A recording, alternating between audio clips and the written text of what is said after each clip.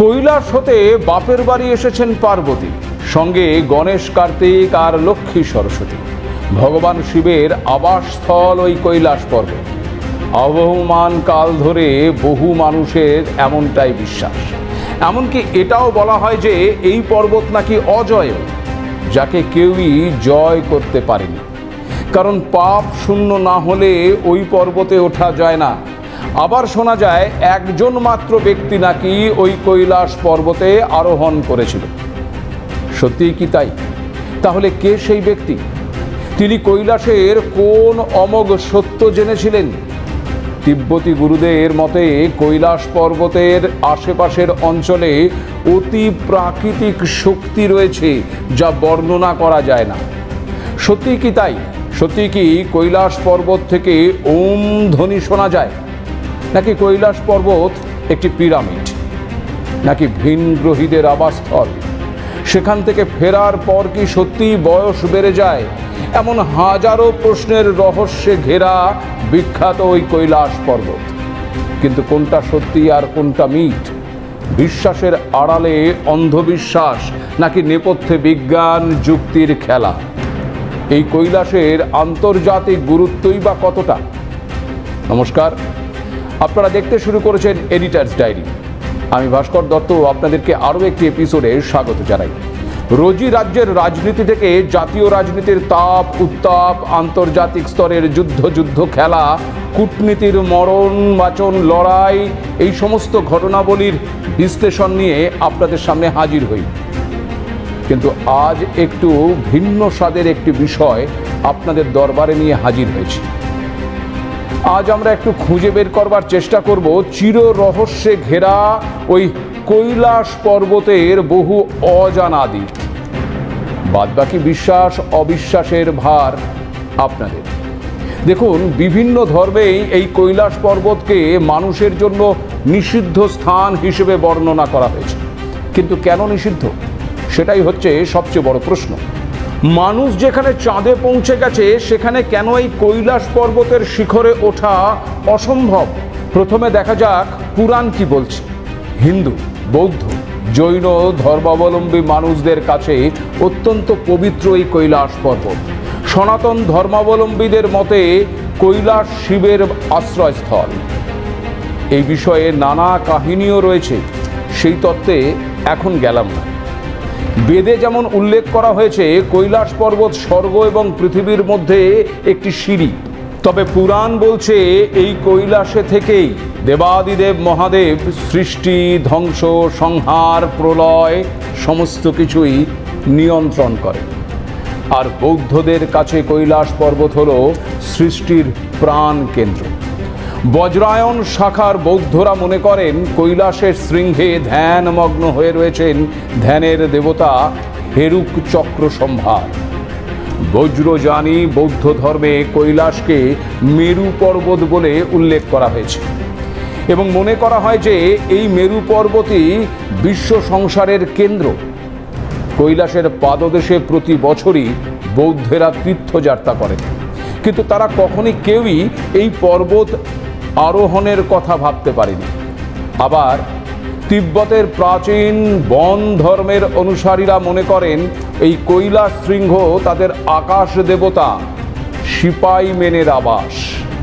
অন্যদিকে জৈন ধর্মের অনুসারীদের কাছেও অত্যন্ত পবিত্র এই শৃঙ্গ, কারণ প্রথম জৈন তীর্থঙ্কর ঋষভদেব নির্বাণ লাভ করেছিলেন ওই কৈলাস পর্বতেই।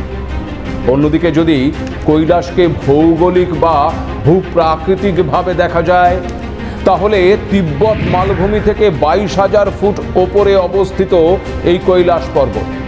কৈলাস পর্বতের উচ্চতা 21,778 ফুট। বিশ্বের সর্বোচ্চ শৃঙ্গ মাউন্ট এভারেস্টের তুলনায় যা বেশ খানিকটা কম। যদিও এভারেস্ট অনেকেই জয় করলেও কৈলাস আজও অজেয়। সমুদ্রপৃষ্ঠ থেকে 6,656 মিটার উচ্চতায় অবস্থিত এই পর্বত। এর পাদদেশে রয়েছে মানস সরোবর হ্রদ এবং রাক্ষসতাল হ্রদ। 14,950 ফুট ওপরে অবস্থিত মানস সরোবর বিশ্বের উচ্চতম মিষ্টি জলের হ্রদ। মানস সরোবর আবার মিষ্টি জলের হ্রদ হলেও তার ঠিক পাশে ওই রাক্ষসতাল লবণাক্ত জলের হ্রদ। এটি পৃথিবীর সর্বোচ্চ নোনা জলের হ্রদ এবং যার আকৃতি অনেকটা ওই চাঁদের মতো। এই দুটি হ্রদ আসলে ওই সূর্য এবং চন্দ্রের শক্তির প্রতিনিধিত্ব করে। যেখানে মানস সরোবরকে অত্যন্ত পবিত্র মনে করা হয়, অন্যদিকে আবার ওই রাক্ষসতালকে বলা হয় নেতিবাচক। আরও বলা হয় যত জোরেই হাওয়া দিক না কেন মানস সরোবরের জল সব সময়ই শান্ত থাকে, কিন্তু রাক্ষসতালের জল সবসময় অশান্ত থাকে। কৈলাস পর্বতের চারদিক থেকে 4টি নদীর উৎপত্তি হয়েছে: ব্রহ্মপুত্র, সিন্ধু, শতুদ্র এবং কর্ণালী। কৈলাস পর্বতের আকার অনেকটা আবার ওই পিরামিডের মতো, কিন্তু একে পৃথিবীর কেন্দ্র বলা হয়। এটি কসমিক অ্যাক্সিস বা ওই ওয়ার্ল্ড পিলার নামেও পরিচিত। আর সে কারণেই বিশ্বাস করা হয় যে কৈলাসেই স্বর্গ এসে এই পৃথিবীতে মিশেছে। তবে কৈলাস পর্বত অত্যন্ত দুর্গম অঞ্চলে অবস্থিত। পর্বতের চ্যালেঞ্জিং আকৃতি, প্রতিকূল আবহাওয়া এবং দূরবর্তী অবস্থান এটিকে কঠিন করে তুলেছে। কৈলাস পর্বতের খাড়া প্রতিসম ঢাল এবং বরফের শৈলশিরা এই পর্বতে আরোহণ করার জন্য খুবই প্রতিকূল এবং চ্যালেঞ্জিংও বটে। উচ্চ স্থানে অক্সিজেনের অভাবজনিত পরিবেশ বিপদের কারণ হতে পারে। কৈলাস পর্বতে আরোহণের অর্থ হল শূন্যের নিচে তাপমাত্রা, প্রবল বাতাস এবং হঠাৎ তুষার ঝড়ের সম্ভাবনার মুখোমুখি হওয়া। সে কারণেই কি কেউ আর ওই কৈলাস জয় করতে পারেনি? এটা কিন্তু একটা বিরাট বড় প্রশ্ন। তবে বিভিন্ন ধর্মে তার গুরুত্বের জন্যও যেন এই পর্বতে আরোহণের ব্যাপারে নিষেধাজ্ঞা আরোপিত হয়েছে। 1980 সালের আগে কাউকে এই পর্বতে আরোহণের আনুষ্ঠানিক অনুমতি দেওয়া হয়নি। যদিও তথ্য বলছে 1926 সালে কৈলাস শৃঙ্গে প্রথম প্রথাগত অভিযান চালানোর কথা ভেবেছিলেন আলমোড়ার ব্রিটিশ ডেপুটি কমিশনার এবং পর্বতারোহী হাগ রাটলেজ। সঙ্গে ছিলেন ভারতীয় সেনাবাহিনীর কর্নেল R.C. উইলসন। কিন্তু রাটলেজের আরোহণের পরিকল্পনা সম্পূর্ণ হয়নি। একজন শেরপাকে সঙ্গে নিয়ে উইলসন কৈলাস পর্বতের উত্তর ঢালে আরোহণের চেষ্টা করেছিলেন, কিন্তু একটি বড় বোল্ডারের কাছে পৌঁছানোর পরেই নাকি বদলে গিয়েছিল আবহাওয়া। বাতাসের ঝাপটায় কয়েক হাজার ফুট নিচে ছিটকে পড়ার উপক্রম হয়েছিল। সে যাত্রায় কোনো রকমে তড়িঘড়ি নিচে নেমে প্রাণে বাঁচেন তারা। তারপরেও একাধিকবার চেষ্টা করা হয়েছে। ওই একই ঘটনা ঘটতে থাকায় হাল ছেড়ে দিতে বাধ্য হয়েছিলেন উইলসন। রহস্যময় স্থানটি পার হবার সব চেষ্টা বিফলে গিয়েছিল। এরপর 1936 সালে ওই কৈলাস শৃঙ্গ আরোহণের চেষ্টা করেছিলেন অস্ট্রেলিয়ার পর্বতারোহী হারবার্ট টিচি। তবে মনে হয় ভয় নিয়ে শেষমেশ সেই সফর বাতিল করে দিয়েছিলেন তিনি। এরপর 1986 সালে প্রবাদ প্রতিম পর্বতারোহী ইতালির রেইনহোল্ড মেসনারকে কৈলাস শৃঙ্গে আরোহণ করার জন্য আমন্ত্রণ জানিয়েছিল চীন।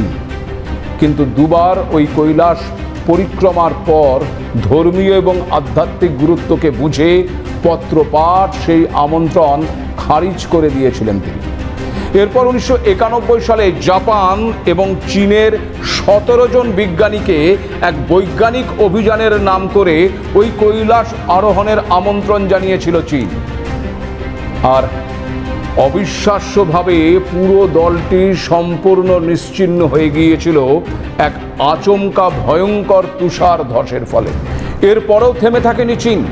2001 সালে স্পেনের একটি দলকে ওই কৈলাস আরোহণের অনুমতি দিলে গর্জে উঠেছিলেন মেসনার।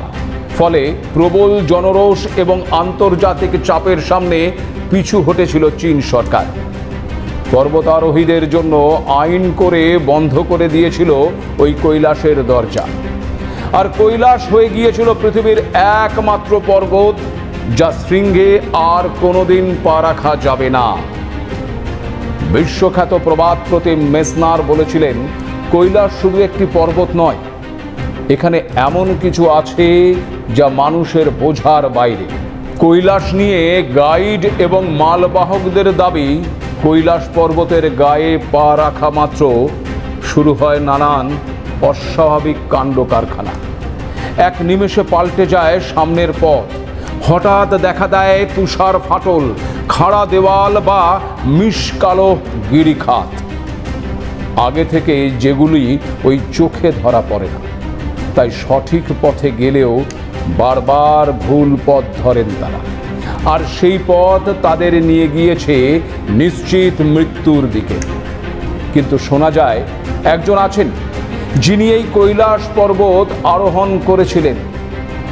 কে তিনি? কৈলাসে কি টাইম ট্রাভেল করা যায়? কিংবদন্তি অনুযায়ী ওই তিব্বতের বজ্রযানী বৌদ্ধদের মতে মহাসাধক মিলারেপাই নাকি একমাত্র মানুষ যিনি কৈলাস শীর্ষে পৌঁছতে পেরেছিলেন। কিংবদন্তি অনুসারে একবার তিব্বতের প্রাচীন ধর্ম বনের অন্যতম ধর্মগুরু নারো বনচুংয়ের সঙ্গে মিলারেপার মধ্যে তুমুল তর্ক বিতর্ক শুরু হয়। এক পর্যায়ে মিলারেপা নারোকে কৈলাসে আরোহণের চ্যালেঞ্জ জানিয়ে বসেন। নারো ব্যর্থ হন, কিন্তু মিলারেপা কৈলাস শৃঙ্গে পৌঁছতে সফল হন। বলা হয় এই প্রতিযোগিতাটি শারীরিক আরোহণের নিয়ে নয়, বরং আধ্যাত্মিক দক্ষতার মাধ্যমে পাহাড়ের চূড়োয় পৌঁছানোর ক্ষমতা নিয়েছিল। কিন্তু সেখান থেকে ফেরার পর ওই মিলারেপা নাকি জানিয়েছিলেন কৈলাস পর্বত দেবতাদের আবাসস্থল, মানুষও যেন তাদের বিরক্ত না করে। তবে অন্য একটি মতে মিলারেপা জীবন্ত ফিরে আসলেও মানসিক ভারসাম্য হারিয়ে ফেলেছিলেন। আর কৈলাস পর্বতের শিখরে তিনি কি দেখেছেন বা সেখানে তার সঙ্গে কি ঘটেছিল তা আজও ওই রহস্য হয়েই থেকে গেছে। আবার অনেকের মতে ওই কৈলাস পর্বতের পাদদেশে অবস্থিত মানস সরোবরে যারা যান তারা ডমরু ধ্বনি শুনতে পান। কেউ কেউ দাবি করেছেন যে তারা রাতে কৈলাস পর্বতের কাছ থেকে অদ্ভুত ফিসফিস আওয়াজ শুনতে পান। ডক্টর আর্নস্ট মুলদাসেভ তার বইতে অবশ্যই ঘটনার একটি ব্যাখ্যাও দিয়েছেন। তারা এই ঘটনার সাক্ষী ছিলেন। তার মতে এটা খুবই সম্ভব যে এখনো কিছু জীবিত প্রাণী ওই কৈলাস পর্বতের পিরামিডের ভেতরে বাস করে। এই পর্বতটি প্রাকৃতিক নয়, বরং এটি একটি মানুষের তৈরি বিশাল পিরামিড, যা কোনো প্রাচীন উন্নতা সভ্যতারই নিদর্শন। রাতের বেলায় তারা নাকি দেখেছিলেন পর্বতের আশেপাশে নানা রঙের আলো জ্বলছে। তাহলে কি এখানেও সেই ভিনগ্রহী তত্ত্ব উঠে এসেছে? অনেকে বলেন কৈলাস পর্বত ভেতর থেকে ফাঁপা। কেউ কেউ আবার দাবি করেছেন ওম শব্দ ওই কৈলাস পর্বত থেকে আসে। কোনো বিজ্ঞানী আবার দাবি করেছেন যে এই শব্দ আসলে বরফ গলার আওয়াজ। বলা হয় যখন শব্দ আর আলো মিলিত হয় তখনই নাকি ওই ওম শব্দটি উৎপন্ন হয়। বিজ্ঞানীদের অনুমান কৈলাস পর্বতের চূড়াটি আসলে একটি মনুষ্য সৃষ্ট ভ্যাকুয়াম পিরামিড এবং এটি 100টিরও বেশি ছোট পিরামিড দিয়ে বেষ্টিত। প্রাথমিক অনুমান অনুযায়ী পিরামিড কমপ্লেক্সের উচ্চতা 100 থেকে 1800 মিটারের মধ্যে। সেখানে মিশরীয় পিরামিডের উচ্চতা মাত্র 146 মিটার। আবার ভৌগোলিক অবস্থানের দিক থেকে এর বিশেষত্বও রয়েছে, কারণ ইংল্যান্ডের স্টোনহেঞ্জ থেকে এর দূরত্ব 6666 কিলোমিটার, যা কৈলাস থেকে উত্তর মেরুর দূরত্বও বটে। আবার কৈলাস থেকে দক্ষিণ মেরুর দূরত্ব 13,332 কিলোমিটার, যা আবার ওই উত্তর মেরু বা স্টোনহেঞ্জের দূরত্বর ঠিক দ্বিগুণ। তিন দিক থেকে দেখলে কৈলাস পর্বতের গায়ে ওম প্রতীক আছে বলে মনে হয়। বিজ্ঞান বলছে পাহাড়ের চূড়া থেকে বিশাল বরফের গর্ত এবং অনুভূমিক শিলা গঠনের ভূপ্রাকৃতিক কারণে এরূপ আকৃতি তৈরি হয়েছে। পিরামিড আকৃতির কৈলাস পর্বতের 4টি ঢাল কম্পাসের 4টি দিকের দিকে মুখ করে রয়েছে। এ পর্বতের 4টি মুখ, 4টি দিক, যেমন উত্তর, দক্ষিণ, পূর্ব এবং পশ্চিম দিকে মুখ করে আছে। ধর্মীয় বিশ্বাস মতে এই পর্বত তার ওই 4টি দিক থেকে বিভিন্ন ধরনের শক্তি নির্গত করে। আবার অন্যদিকে 2015 সালে নতুন গবেষণায় দেখা গেছে এই কৈলাসের আশেপাশের পাথরগুলো থেকে এক অস্বাভাবিক শক্তিশালী ইলেকট্রোম্যাগনেটিক এনার্জি নির্গত হচ্ছে, যার ব্যাখ্যা এখনো কোনো পদার্থবিজ্ঞান দিতে পারেনি। নাসা বলছে কৈলাস অঞ্চলে পৃথিবীর সাধারণ মানের চেয়ে 3000 থেকে 8000 ন্যানো টেসলা বেশি চৌম্বক শক্তি রয়েছে। এই অতিরিক্ত চৌম্বক বলই নাকি মহাকর্ষের আচরণ পর্যন্ত বদলে দেয়। বিজ্ঞানীদের মতে ওই কৈলাস পর্বতের নিচে হয়তো কোনো গভীর গুহা বা সুপ্ত আগ্নেয়গিরি লুকিয়ে আছে। সে কারণেই কি কৈলাসের এমন অদ্ভুত চরিত্র? কারণ এও জানা যায় যে যারা এখানে ওঠার চেষ্টা করেন তাদের শরীরে অদ্ভুত পরিবর্তন ঘটে। চুল, নখ দ্রুত বাড়ে, ত্বকে পরিবর্তন আসে, এমনকি তারা বয়স্ক হয়ে যাবার অনুভূতি পান। এই অদ্ভুত অবস্থানের জন্য অতিরিক্ত ইউভি রশ্মি ত্বকের ক্ষতি করে, কোষ পুনর্গঠনও দ্রুত হয়। অক্সিজেনের ঘাটতিতে শরীরে দ্রুত ক্ষয় হয়। চৌম্বক ক্ষেত্রের প্রভাব শরীরের হরমোনের ভারসাম্য নষ্ট করে দেয়। এর সত্যতা যাচাই করতে কয়েকজন সাইবেরিয়ান পর্বতারোহী কৈলাস পর্বতে আরোহণ করেছিলেন।